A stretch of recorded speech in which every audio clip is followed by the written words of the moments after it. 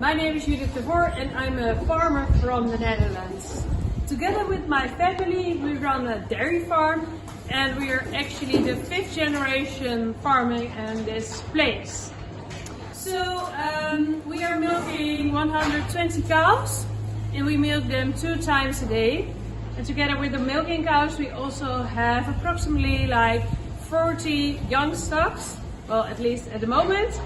And our milk is mostly going to a processor, and if you want to go to a supermarket it's branded with land label, so it means that our milk is outside for at least 120 days a year and 6 hours a day. But in practice it means from spring to autumn our cows are outside in the daytime, and at night they're inside, and also in winter time because we live on peat soil area and it's really wet in winter time, so our cows are staying inside.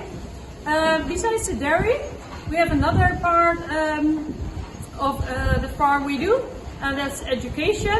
There's a lot of school classes coming to our farm and they're here to learn and play and see and help at the farm, so they know what it's like to be a farmer and also what we do about producing good quality food actually.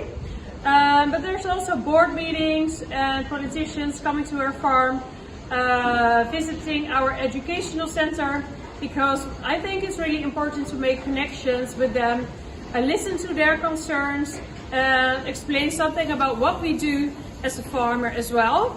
Not only as a dairy farmer but also to protect nature. We do several projects for increasing biodiversity and also to protect endangered bird species and really old trees.